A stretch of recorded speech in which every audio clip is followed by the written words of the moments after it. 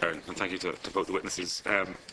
I want to address, if I may, the role of opposition and the ability, more actually, the ability of opposition to hold the government to account when it comes to big decisions like the guarantee. So, Tánaiste, when the guarantee was put on the table and put before the Dáil, did you consult with Richard Bruton as to whether or not the Labour Party or Labour and Fine Gael would support the guarantee decision? There were not inter-party discussions, Deputy, about the decisions to be made by the different parties, for the reason that the guarantee happened overnight and during the night, and I think people woke up to hear it being announced on RTE on the morning, and there was considerable astonishment, shock, dismay.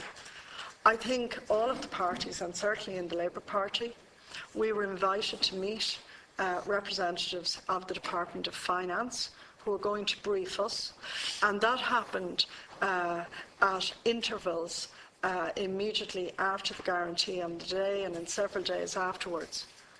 I have to say, Deputy, that in the briefings that I received, I asked a couple of questions in relation to two institutions, Anglo-Irish. Beg your pardon, it's just that question about whether or not you consulted with Richard Bruton in those following days. Not formally, but there were very long periods in the House when there were conversations between deputies from all sides of the House, because people were obviously extremely worried and exercised by what had befallen the country. Now, at that time, in terms of Fianna Fáil and in terms of the government's presentation, it was to be the cheapest bank guarantee in the world.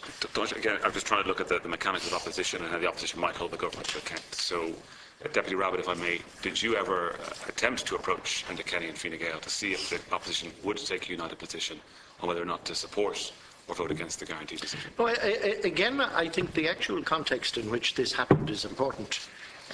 I happened purely by accident to meet my colleague Eamon Gilmore very early that morning, and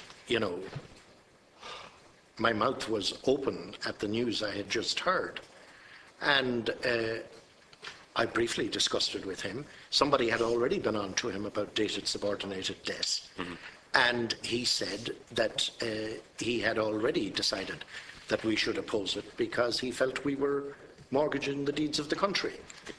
And there was no time to discuss with anybody else. I mean, he got a phone call from Brian Linehan at whatever time that morning. And really, everything happened very quickly. But were you surprised then at the position that they took?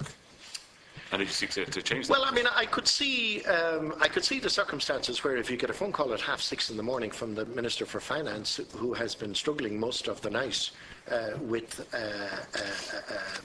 an issue as big as this one, where the financial system was at risk, I could see that a party like Fine Gael, whose core existence would be supporting the institutions of the state, would say, well, if the financial system is at risk and you're telling me that, we'll take your word on it and let's see how the legislation evolves. But did you know something that Fine Gael or the government didn't, that enabled you to take the position that you took? You mentioned that Eamon Gilmore had already gotten phone calls about subordinated debt. So what did you know that the others didn't that allowed you to vote against the guarantee decision? I wouldn't like to claim knowledge that we didn't have. This was just such an enormous insurance bet that we were wagering literally the deeds of the country on it never being called in.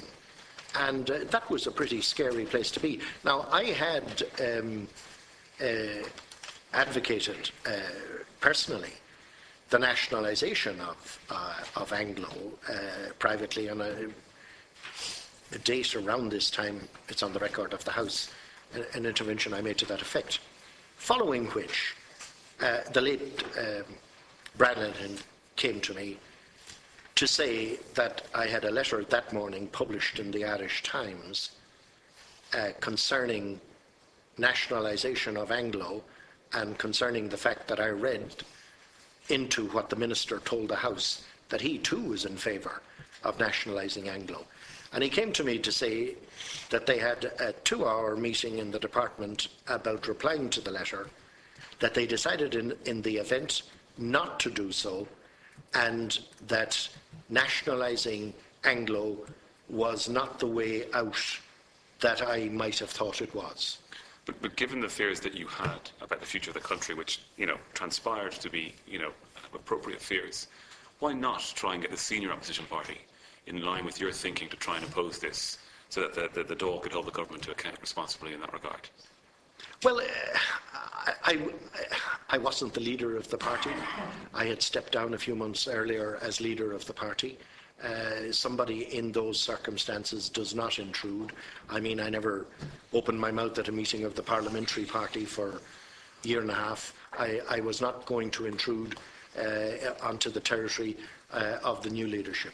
Okay, well, if I might just take you back to in the final question to when you were leader, and you spoke about it earlier, about at the beginning of January 2007, prior to the election, talking about going out with some warning signs about the economy, and you said you weren't on to a winner. So did you deliberately decide not to campaign on fiscal prudence, fiscal responsibility, or to sound those warnings during the campaign in 2007? I think I was influenced by a number of people who brought the weight of official reports to bear on my argument and said, look, these are the authorities that matter, and they say the system is robust. In the environment in which we function, political party making its own forecasts has, unfortunately, little credibility. You tend to fall back on the agencies, national and international, and they were all saying that the system was sound and the system was robust. Well, how do you go from a position where in January 2007 you have these concerns, that you air them publicly, to a manifesto for the election which is not raising any warning bells about the banking sector or about financial regulation, and which on almost every page is a commitment to increase spending? Well, How do you make that transition? I think the main thrust of what I was saying related to the property bubble and the construction sector. And we didn't, as I said to Senator McSharry, we didn't resile from our position on the measures that needed to be taken to rein in the property bubble. We didn't resile from that in any way. But did you ever think that you weren't putting enough resources into the area of financial stability when you were leader of the Labour Party, or using the resources of the Oireachtas in that way, have a proper understanding of the To wrap up there, stability? Sean, Final question. I have to truthfully, I have to honestly say that no, I didn't think that way, Deputy. In hindsight, I probably should have. But it just didn't occur to me that in the context of almost 15 years of growth, an economy that wasn't shaken off course for very long by the dot-com bubble, that had bounced back, that had a huge deficit in infrastructure, and that was now able to access cheap money to build up that infrastructure, it didn't occur to me that it posed a risk to the financial system itself, and maybe it should. Thank you. Okay, thank you.